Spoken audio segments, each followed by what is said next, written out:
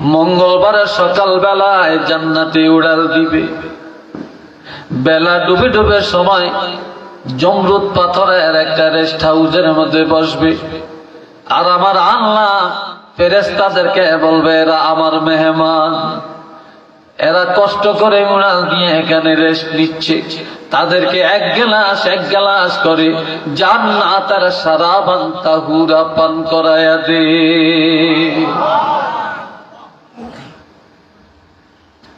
বুধবার সকাল বেলায় আবার উড়াল দিবে রে। বেলা ডুবে ডুবে সময় একটা ইয়াকুত পাথরের রেস্ট হাউসের মধ্যে বসবে। আমার আল্লাহ বলবেন, ফেরেশতারা রে, আমার এই বান্দাগুলোকে এক গ্লাস করে জান্নাতের মধু পান করায়া দে। এটা আলহামদুলিল্লাহটা, সুবহানাল্লাহটা আরেকটু জোরে বলা যায় না? কি আরেকটু জোরে?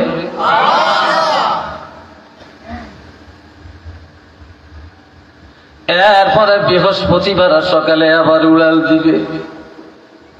বেলা ডুবে ডুবে সময় আল্লাহ পাকের আরশে আজিমের মধ্যে চলে যাবে।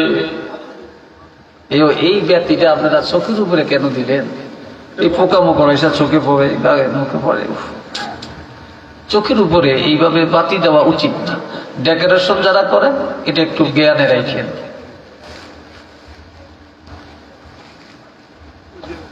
আল্লাহ, কষ্ট হচ্ছে আপনাদের? হ্যাঁ, এবার আরশে আজিমে যাওয়ার পরে আমার আল্লাহ এক গ্লাস করে জান্নাতের দুধ পান করাবেন। রাত্রি বেলায় থাকবে। শুক্রবারে সকাল বেলায় বলবে, আল্লাহ জান্নাতে আইসাও মজা লাগলো না, কোরআন তেলাওয়াত শোনো তৃপ্তি মিটাতে পারলাম না, শরাবান তাহুরা পান করে তৃপ্তি মিটে না, মধু পান করে তৃপ্তি মিটে না, জান্নাতের দুধ পান করে তৃপ্তি মিটে না, তোমার আরশটা বিচরণ করে দেখে তৃপ্তি মিটে না। তখন আল্লাহ বলবেন, বান্দারে কি করলে তোমাদের চাহিদা বা তৃপ্তি মিটে যাবে?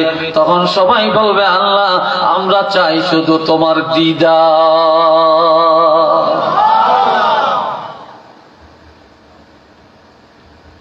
তখন আল্লাহর বান্দার মাঝখানে একটা নূরের পর্দা,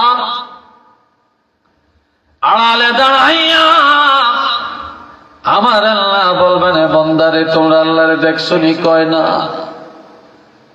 আল্লাহরে চিনুনি? কয় না। তবে কেমনে বিশ্বাস করলা? আল্লাহ আমরা নবীদের কাছে শুনছি, ওলিদের কাছে শুনছি, আলেমদের কাছে শুনছি, কোরআন হাদিস পড়ে আমরা বিশ্বাস করেছি। তখন আল্লাহর বান্দার মাঝখানে যায় নূরের পর্দাটা, আল্লাহ এই পর্দাটা ফেলে দিবে, সরে যাবে। এবার আল্লাহর বান্দা ডাইরেক্ট হয়ে যাবে। এখন আল্লাহ দুইটা কুদরতি হাত বাড়াইয়া দিয়া আল্লাহ পাকের সবগুলি মুত্তাকিন জান্নাতি বান্দাকে টান দিয়া আল্লাহর কুদরতি বুকের মধ্যে জড়াইয়া নিবে।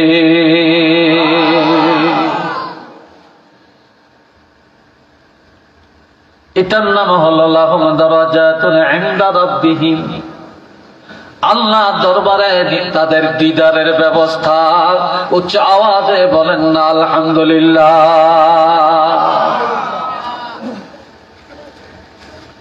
দুই নম্বরে হলো ক্ষমা। কোন বেঈমানের আল্লাহ ক্ষমা করে না, কোন মুশরিকের আল্লাহ ক্ষমা করবে না। তবে মুত্তাকিন যারা, তাদেরকে আল্লাহ ক্ষমা করবেন। ঈমানদারের সর্বোচ্চ লকব হলো মুত্তাকিন। আর ঈমানদারের আল্লাহ ক্ষমা করবেন।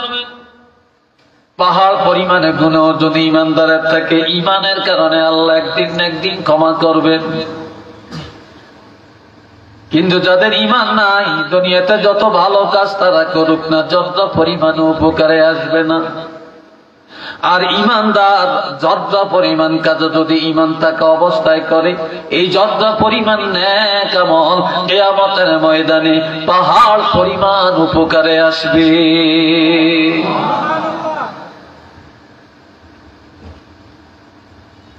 আর ক্ষমার কোয়ালিটি হলো কয়েক প্রকার। প্রথমত নেক আমলের দ্বারা আল্লাহ ইমানদারের গুনাহ ক্ষমা করবেন। 2 নম্বরে তওবার দ্বারা আল্লাহ ক্ষমা করবেন। 3 নম্বরে মৌতের আগে কঠিন একটা রোগ দিবে, মরণের আগে কঠিন একটা মুসিবতে পড়তে হবে। এই কঠিন রোগে সাজা দিয়ে আমার আল্লাহ এই রোগের কারণে আমার নবীর উম্মতের কিছুটা কষ্ট দিয়া গুনাহ মাফ করিয়া ক্ষমা করাইয়া কবরের মধ্যে নিয়ে যাবে। 4 নম্বরে কবরে যাওয়ার পরে আল্লাহ ক্ষমা করবে। ছেলে বাবার জন্য দোয়া করছে, মেয়ে দোয়া করছে, বিবি দোয়া করছে, আত্মীয় স্বজন মৃত্যুর জন্য দোয়া করছে, ক্ষমা চাইছে। এই কারণে কবরে যাওয়ার পরেও আল্লাহ ক্ষমা করবে। আর এক দলের আল্লাহ ক্ষমা করবেন জাহান্নামে যাওয়ার পথে। সুবহানাল্লাহ, কোন না কোন জায়গায়? জাহান্নামে যাওয়ার পথে। কিভাবে আল্লাহ ক্ষমা করবে গো ভাই? ইমানদারেরা গুনার কারণে যখন ফেরেশতারা হাতের মধ্যে কড়া লাগাইয়া জাহান্নামের দিকে নিয়ে রওনা করবে, কিছু দূর যাওয়ার পরে তারা দাঁড়িয়ে যাবে আর পিছনের দিকে ঘাড় বাঁকা করে তাকাবে। এবার বলবে, কি জন্য তোমরা দাঁড়াইয়া গেলা? বলে, আমরা দাঁড়াইলাম, আল্লাহর একটা ওয়াদা ছিল এখনো পুরা হয় না। আমরা দাঁড়াইলাম আল্লাহ যেন আল্লাহর ওয়াদাটা পূর্ণ করে আমাদেরকে ক্ষমা করে দেন। কয় তারা কিভাবে জানলা আল্লাহর ওয়াদা? আল্লাহ বলছেন, ইন্নাল্লাহা ইয়াগফিরুয যুনুবা জামিআ। নিশ্চিত যারা ঈমানদার তাদের সবগুলি গুনাহ আমার আল্লাহ মাফ করে দিবেন। আমরা তো ঈমানদার, আজ গুনার কারণে আমরা কেন জাহান্নামে যাব? আল্লাহ না বলেছেন সব গুনাহ মাফ করে দিবেন? তখন আল্লাহ ডাক দিয়া বলবেন, ও ফেরেশতারা, তাদেরকে আর জাহান্নামে ধাক্কায়ও না রে। আমি আল্লাহ এই জাহান্নামে যাওয়ার পথে আমার এই গুনাহগার ঈমানদার বান্দাগুলোরে ক্ষমা করে দিলাম।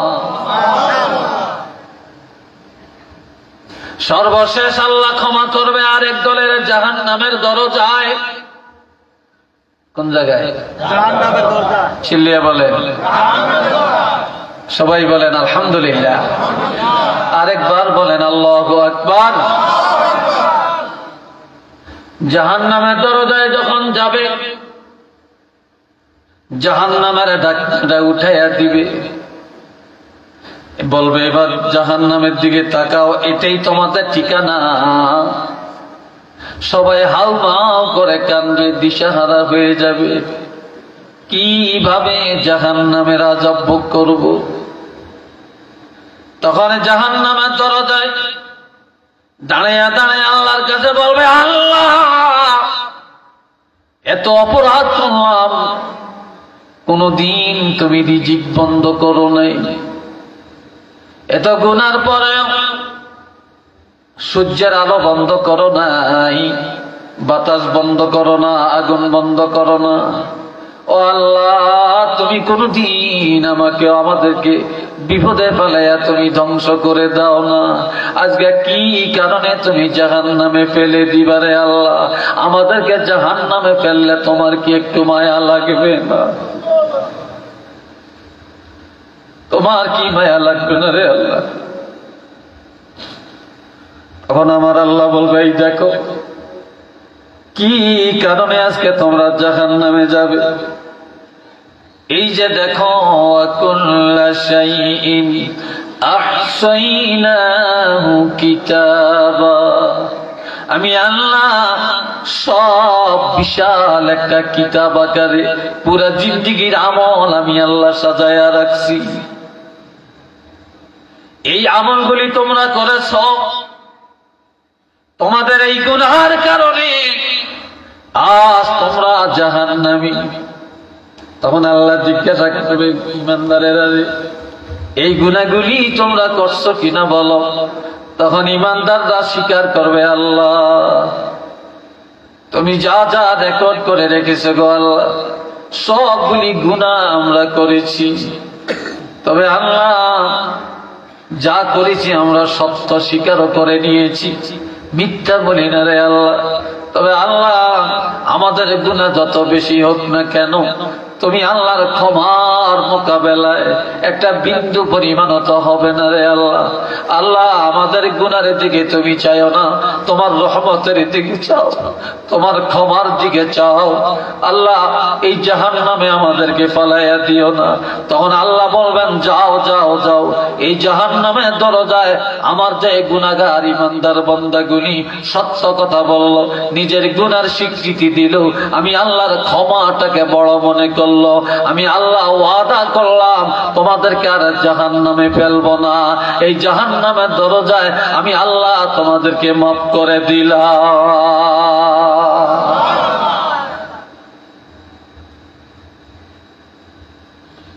3 নম্বরের পুরস্কার, ওয়ারিজকুন কারীম, ঈমানদারের জন্য রয়েছে হালাল রিজিকের ব্যবস্থা। ঈমানদারেরা কোনদিন ডাকাতি করে খাবে না, চুরি করবে না, চিটারি করবে না, আইল কাটবে না, পরের হক মারিয়া খাবে না, জুলুম করে টাকা কামাই করবে না, সুদের আড্ডায় যাবে না, ঘুষের আড্ডায় যাবে না, হালাল পথে কামাই করে ডাল ভাত খাবে। কিন্তু হারাম পথে কামাই করে ঈমানদারেরা গোশ ভাত খাবে না। কাজে ঈমানদার হালাল রিজিক ভক্ষণ করবে, রিজিকের ব্যবস্থা আমার আল্লাহ করে দিবে। তাহলে এই আয়াতের দ্বারা স্পষ্ট, যারা হারাম পথে সারাদিন দৌড়ায়, যারা ঘুষির পিছনে, সুদের পিছনে, জুলুমের পিছনে, পরের হকের পিছনে দৌড়ায়, তারা তো উপরে দিয়া মুসলমান, আসলে হাকিকতে তাদের মধ্যে মুসলমানই নাই। তারা ঈমানদার দাবি করে, তাদের মধ্যে ঈমানদারি নাই। তারা 1 নম্বরে মুনাফিক, তারা ফাসিক, তারা জাহান্নামী। একটু চিল্লে বলেন না নাউযুবিল্লাহ।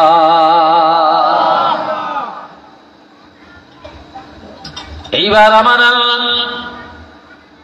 এই গুণের ঈমানদারকে আরো 7টা গুণ তাদের আছে আল্লাহ জানাইয়া দিলেন। কয়টা? আওয়াজ দিয়ে বলেন না কয়টা? জয়নারা কসনাকে কিরে 7টা বলবো তো আমি, হ্যাঁ সময় পাই কিনা আমি জানি না, তবে বলবো কিনা বলেন। আচ্ছা, قد أفلح المؤمنون, মারহাবা কর। আমার আল্লাহ বলেন ফাসিকরা কামিয়াব হয় না, কাফেররা কামিয়াব হবে না, মুনাফিকরা কামিয়াব হবে না, সিটাররা কামিয়াব হবে না, জালেমরা কামিয়াব হবে না, ধোঁকাবাজেরা কামিয়াব হবে না। আমার আল্লাহ ঘোষণা দেন কদ আফলাহাল মুমিনুন, অবশ্যই যারা মুমিন ঈমানদারেরা কামিয়াব হয়ে গেছে, নাজাত পায়া গেছে, ঈমানদারেরা বিজয় লাভ করেছে, ঈমানদারেরা মুক্তি পায়া গেছে, ঈমানদারেরা জান্নাতুল ফেরদাউসের মালিক হয়ে গেছে। এই আমার হুকুম দিয়ে কয়েছেন সুবহানাল্লাহ। আর বেশি কি না আল্লাহ না করছে নাকি? সবাই বলেন, বলতে হবে কেন? কি কারণে ভাই শোনেন গভীর মনোযোগের সাথে। এই ঈমানদারের 1 নম্বরের গুণ হলো আল্লাযীনা হুম ফী সালাতিহিম খাশিউন। ঈমানদারেরা আল্লাহর ভয়ে নামাজ আদায় করে, ঈমানদারের নামাজের মধ্যে আল্লাহকে ভয় করে। দুনিয়ায় কেউ নামাজ আদায় করে মানুষের দেখানোর জন্য, দান করে দেখানোর জন্য, ভালো কাজ করে দেখানোর জন্য। কিন্তু ইমানদারেরা মানুষকে দেখানোর জন্য কোনো আমল করে না। ইমানদারেরা যখন যা করে আল্লাহর জন্য করে। আর ইমানদারেরা মানুষকে দেখানোর জন্য নামাজ পড়ে না। ইমানদারেরা নামাজের মধ্যে আমার আল্লাহকে ভয় করে, যার কারণে তাদের নামাজ সুন্দর হয়, তাদের সিজদা সুন্দর হয়, তাদের রুকু সুন্দর হয়, তাদের কেরাত সুন্দর হয়, তাদের নামাজে অন্য মনস্কতা থাকে না। কায় মনোবাক্যে আল্লাহর সামনে দাঁড়ায় নামাজ আদায় করে। উচ্চ আওয়াজে বলবো সুবহানাল্লাহ।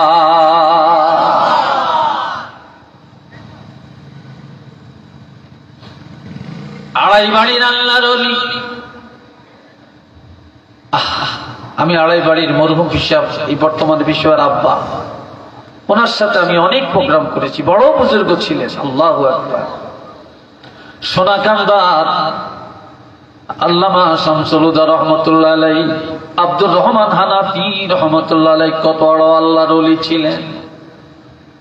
পুরপুরার আবু বকর সিদ্দিক রহমতুল্লাহ আলাইহি, সরসিনার নেসারউদ্দিন রহমতুল্লাহ আলাইহি, কুমিল্লার হাতেম আলী বুগদাদি রহমতুল্লাহ আলাইহি, এরা কত বড় মাকবুল আল্লাহর ওলি ছিলেন রে বাবা। এই আড়াই বাড়ি বলেন, সোনাকান্দা বলেন, সরসিনা বলেন, পুরপুরা বলেন, ওনাদের একজন পীর ছিলেন, জাত থেকে চলে আসছে, সুফি ফতে আলী ওয়াইসি রহমতুল্লাহ আলাইহি। তিনি বড় আলেম না, তিনি বড় মুফতি না, তিনি বড় মুফাসসির না, তিনি বড় মুহাদ্দিস না, কিন্তু তিনি একজন পাক্কা মুত্তাকিন, একজন পাক্কা আল্লাহর ওলি, একজন খাঁটি ঈমানদার ছিলেন। একটু চিল্লে বলেন না সুবহানাল্লাহ।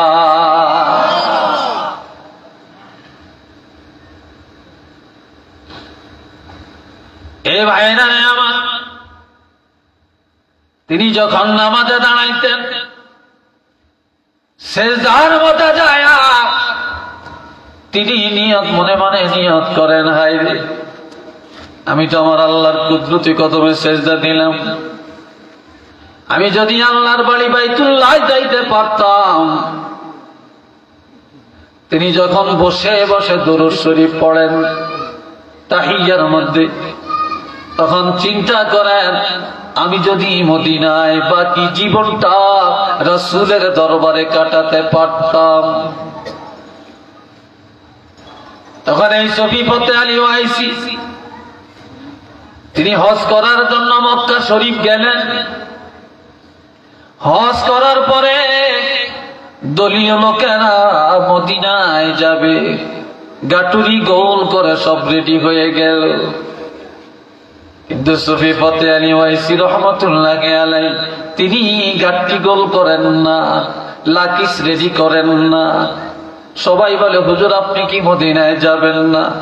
হ্যাঁ মদিনায় যাওয়ার আশা, তবে আমি যাইতে পারি না, কারণ মদিনায় যেই নবীর বাড়িতে যাব, যেই নবীর দরবারে যাব, ওই নবী এখনো আমাকে অনুমতি দেন না। মদিনায় যাওয়ার অনুমতি আমি এখনো তো পাই না। তিনি একটু হাতের নিচে মাথা দিয়া এইভাবে ঘুমের ভান ধরে রইলেন। হঠাৎ করে দেখেন রহমাতুল লিল আলামিন, আনিসুল গরিবিন, শফিউল মুজনিবিন, নবী মুহাম্মদুর রাসূলুল্লাহ সাল্লাল্লাহু আলাইহি ওয়াসাল্লাম সুফি ফতে আলী রহমাতুল্লাহ আলাইহির সামনে দাঁড়িয়ে বলতেছে, এরে সুফি ফতে আলী, আমি রহমাতুল লিল আলামিন তোমার জন্য মদিনার দরজা খুলে দিয়েছি।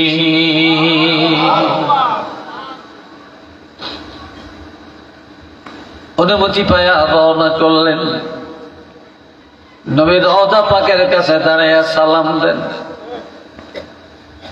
রওজা পাকের কাছে দাঁড়িয়ে বলেন, ইয়া রাসূলুল্লাহ আপনি আমাকে অনুমতি দেন, আমার বাকি জীবনটা মদিনা মুনাওয়ারায় কাটাই।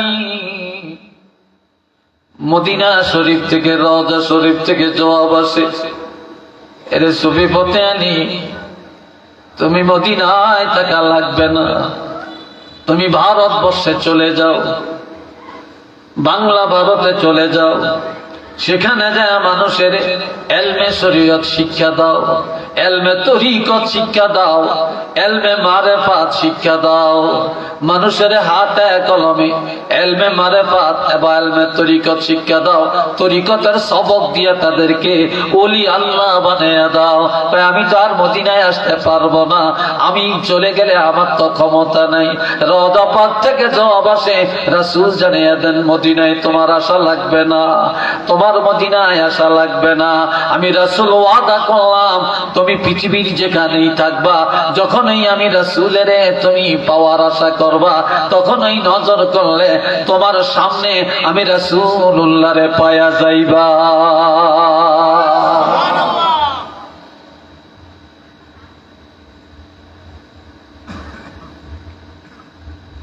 নামাজের মধ্যে যখন তিনি এই নিয়ত করেন, কেমন খুশু খুজুর নামাজ ছিল সেটা, কেমন ধৈর্যের নামাজ ছিল। বাবা জিনারে আমার, الذين هم في صلاتهم خاشعون।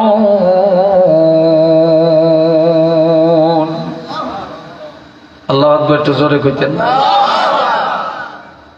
আমার আল্লাহ বলেন, ঈমানদারেরা নামাজের মধ্যে আমার আল্লাহকে ভয় করে, আর মুনাফিকরা নামাজের মধ্যে নামাজ আদায় করে মানুষকে দেখানোর জন্য, ছুটাছুটি করার জন্য নামাজ আদায় করে। শুক্রবারে গেলে দেখা যায় পাক্কা ইমানদার কারা আর মুনাফিক মার্কা নামাজি কারা। 2 রাকাত নামাজের পরে সালাম ফিরাইয়া ইমাম সাহেব দোয়াটা করার সাথে সাথে মসজিদ খালি করে সুন্নত না পড়ে যারা বের হয়ে যায়, তারা নামাজি না, তারা নামাজি নামক মুনাফিক, তারা নামাজি নামক মুনাফিক। আর যারা ঈমানদার তারা আগেও সুন্নত পড়ে, পরেও সুন্নত পড়ে, আগে মসজিদে যায়, সবাই শেষে বের হয়। আর মুনাফিকেরা মসজিদে গেলে পাগল হয়ে যায়, কতক্ষণ বাহিরে যাবে।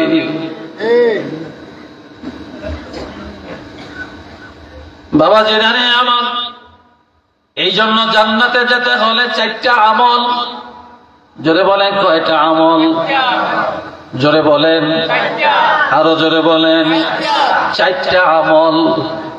1 নম্বরে সাল্লু খামসাকুম, নবী বললেন 5 ওয়াক্ত নামাজ আদায় করো।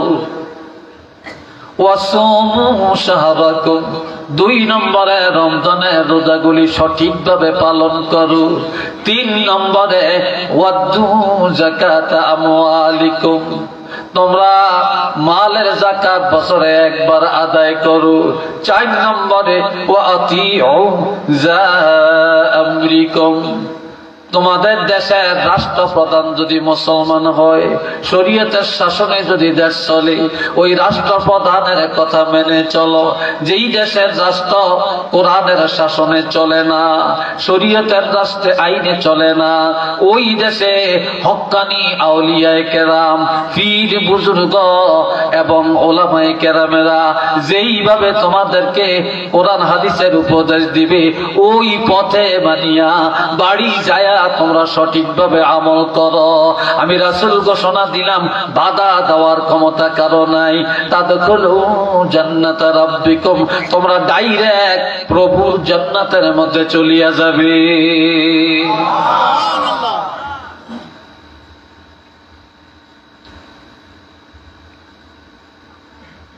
এ বাবাজি আমার, আল্লাহ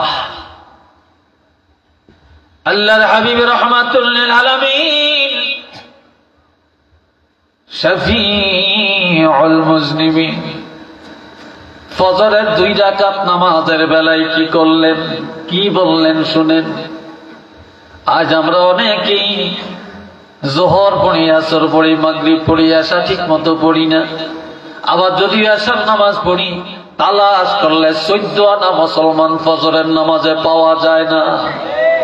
সারা জীবনের ওয়াজ এক জায়গায় যদি করেন, সারা জীবনের আমল এক জায়গায় করলো, 2 রাকাত ফজরের নামাজের সমান করা যাবে না।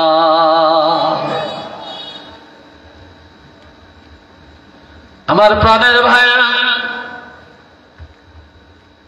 আমার প্রাণের নবী রাহমাতুল লিল আলামিন সাইয়্যিদুল মুরসালিন ইমামুল মুরসালিন বললেন,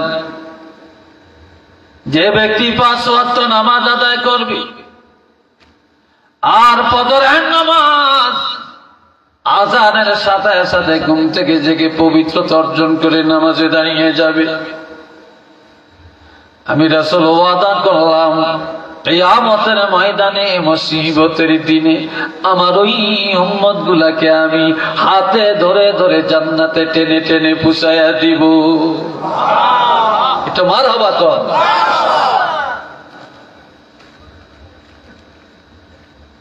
দুই ওয়াক্ত নামাজ ঠিক করেন। কয় ওয়াক্ত? চিল্লিয়ে বলেন। 3 ওয়াক্তের কথা বললাম না, 2 ওয়াক্ত ঠিক করেন, বাকি 3 ওয়াক্ত সহজ। বাকি 3 ওয়াক্ত সহজ, 2 ওয়াক্ত ঠিক করেন। আকিমিস সালাতা লিদুলুকিশ শামসি ইলা গাসাকিল লাইলি ওয়া কুরআনাল ফাজর ইন্না কুরআনাল ফাজরি কানা মাশহুদা। আপনারা আর কি চান? একজন উঠে হিতের দিকে চান। আমি সরি ভরি কইতে পারি না, তালেবালি কইতে পারি না, তারে তারে পারি না, গজল মজল পারি না। আবার পারি না যে তা না, এটি ওয়াজের মধ্যে, এটা আমি অভ্যস্ত না। কথা বুঝছেন? এ ভাইয়েরা, আমার আল্লাহ বলেন, সূর্য যখন পশ্চিম আকাশের মধ্যে ডুলে যায় তখন আসরের নামাজ কায়েম করো। ইলা গাসাকিল লাইল, রাত্রের কঠিন অন্ধকার আসা পর্যন্ত, এর অর্থ মাগরিব আর এশার নামাজ। ওয়া কুরআনাল ফাজর, যখন ফজরের সময় হয় মুয়াজ্জিন আযান দেয়, ঘুম থেকে জাগিয়া ফজরের নামাজে দাঁড়িয়ে যাও, ইমামের পিছনে দাঁড়িয়ে দাঁড়িয়ে ফজরের কেরাত শুনো। ইন্না কুরআনাল ফাজরি কানা মাশহুদা, যখন ফজরের নামাজে দাঁড়িয়ে যাইবা জানিয়া রাখো আল্লাহ পাকের লক্ষ লক্ষ রহমতের ফেরেশতারা ফজরের নামাজের মধ্যে সাক্ষী হয়ে যাবে।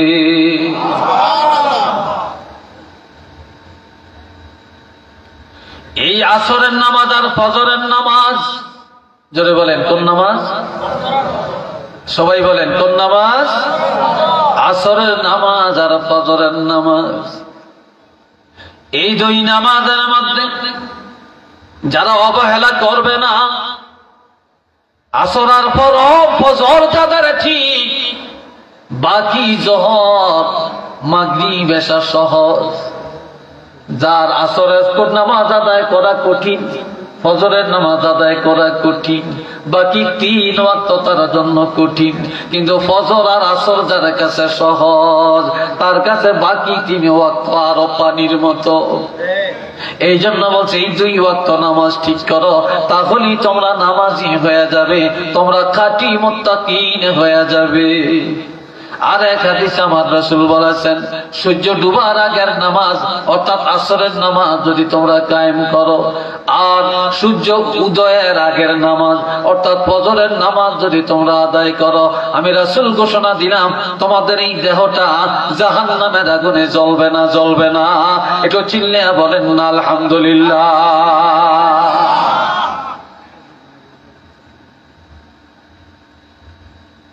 আমার বাবাজিরা,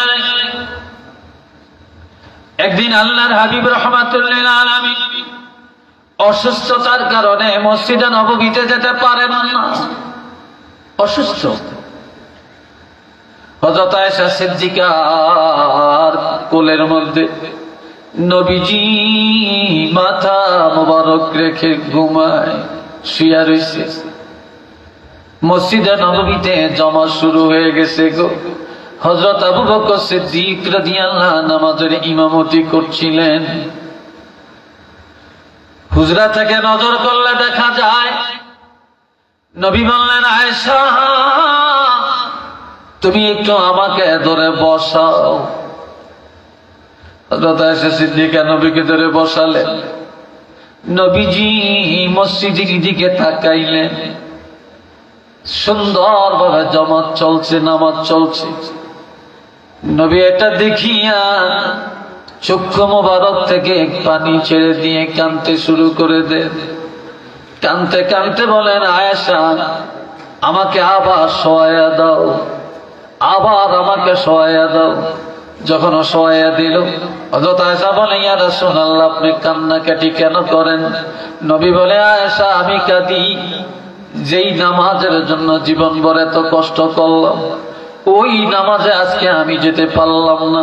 তবে আমার কান্নার কারণ হলো যে আমি রাসূল ভাবলাম যখন আমি থাকবো না, তারপর আজকে যেই সুন্দরভাবে নামাজ কায়েম হইছে, সাহাবীরা যেভাবে জমাতে নামাজ আদায় করছে, কাজে আমার মনের ভিতরে একটা প্রবোধ চলে আসছে। আমি ধারণা করলাম আমি রাসূল না থাকলেও জামাত কোনোদিন বন্ধ হবে না। একটু চিল্লে বলেন না সুবহানাল্লাহ।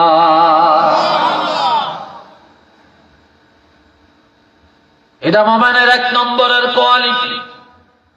2 নম্বরে والذين هم عن اللغو معرضون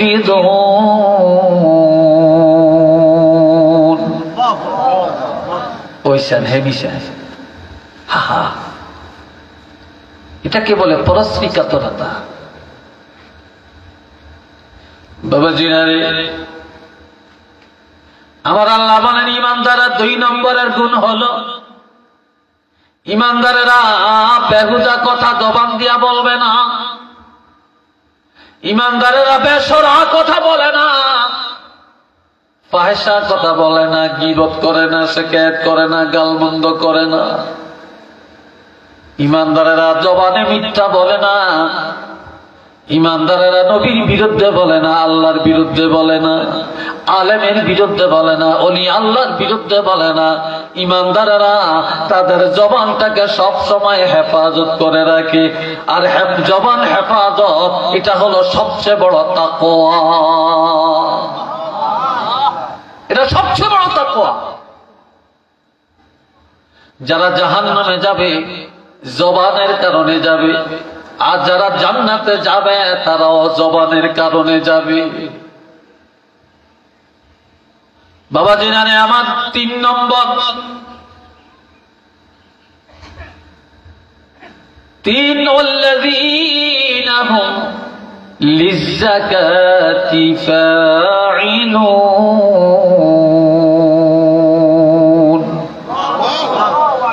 ঈমানদারেরা কিফন হবে না। বর্তমানে গরিব কম, ধনী বেশি। আজ যারা গরিব ছিল তারা আজকে সবচেয়ে বড় ধনী। শহর বন্দর, গ্রামের গরিবেরা জায়গা কিনে বাড়ি করে অট্টালিকায় বাস করে।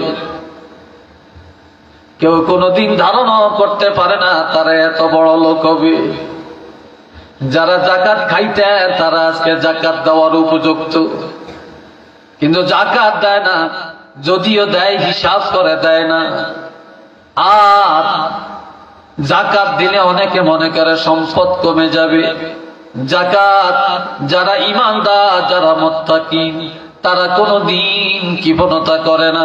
তারা 1 টাকা পর্যন্ত হিসাব করে, বছরে একবার যাকাত আদায় করে।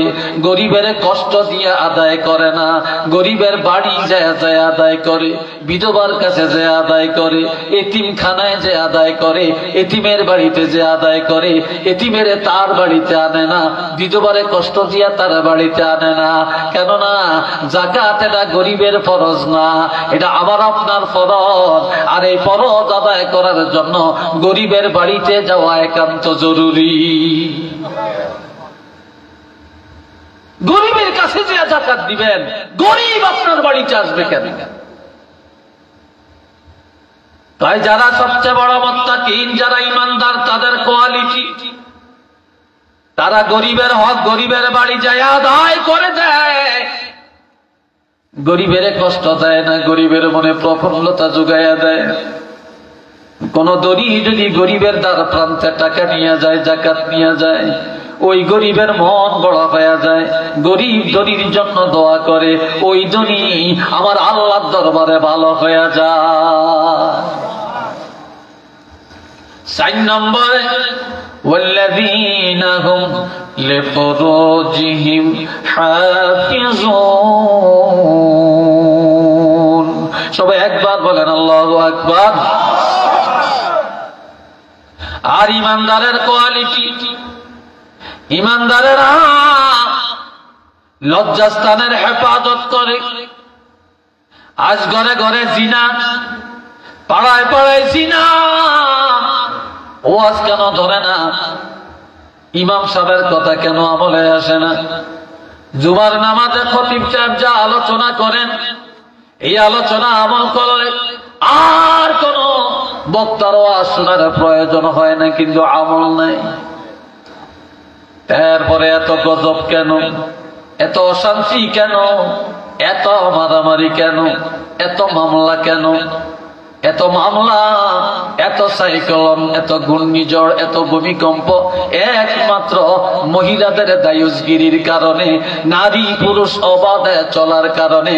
আর জিনার সয়লাভ যখন জমিনে বেড়ে চলে, ঘরে ঘরে পাড়ায় পাড়ায় মহল্লায় মহল্লায় যখন জিনা বেড়ে যাবে, আমার ভাইরা, তখন এই জমিনে চাইলের মজা থাকবে না, ডাইলের স্বাদ থাকবে না, মাসকলির ডাইলের স্বাদ থাকবে না, মাছের স্বাদ থাকবে না, গোসের স্বাদ থাকবে না, দুধের স্বাদ থাকবে না, বরকত পাওয়া যাবে না।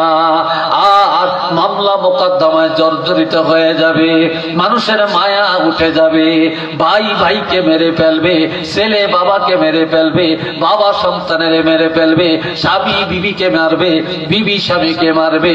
আবার স্বামীর সামনে স্বামী থাকা অবস্থায় স্বামীর অর্থ মানিয়া বেগানা পুরুষ গ্রহণ করে চলে যাবে। তখনই আল্লাহর গজবে দুনিয়া ভরপুর হয়ে যাবে। একটু চিল্লে বলেন না নাউযুবিল্লাহ। বিরক্ত ভাবছেন আপনারা? হ্যাঁ, কষ্ট লাগছে আপনাদের কাছে? আমার এত শেষ মেশ দিচ্ছেন, আমার আগের হুজুরে যেই টাইম হাইছে সেই টাইম যদি আই বুড়িয়াই পাইতাম, তাহলে মানুষ যেগুন দেখছেন এই সময় এত 10 জন হইলেও বেশি আজ পাইতাম। এই কথা ঠিক কিনা? 10 জন হইলেও বেশি আমি পাইতাম ইনশাল্লাহ। তারপরও বাতাস আইলে বৈশাখ মাসও মহিলারা ধানের উড়ায়, উড়াইলে ধানগুন সারি ধানগুন নিচে পড়ে আর সিডাগুন বাতাসে সরে এলায়। তো ওয়াজ মাহফিলও এরকম তুফান লাগে, বুঝেনি? এই তুফানের ভিতরে বাতাস আসলে ওই বাতাসে সিডারি নড়িয়া যায় গিয়া, আদের এই সারি ধান এরা বসে থাকে। আপনারা হইলেন সারি ধান, আপনারা পাতকা ইমানদার, আর সিডাগুন নড়িয়া গেছে গিয়া। এই কথাটা কি ঠিক নেই? হ্যাঁ, আমার প্রাণের বাবাজিরা সবাই প্রাণ ভরে মহব্বতে পড়েন সাল্লাল্লাহ, জোরে জোরে পড়েন না মুহাম্মদ সাল্লাল্লাহু আলাইহি ওয়াসাল্লাম, সাল্লাল্লাহু আলা মুহাম্মদ সাল্লাল্লাহু। আওয়াজটা ভালো হয়েছে না, আরেকটু আওয়াজ দিয়ে বলেন, ইমানি জজবার সাথে বলেন সাল্লাল্লাহু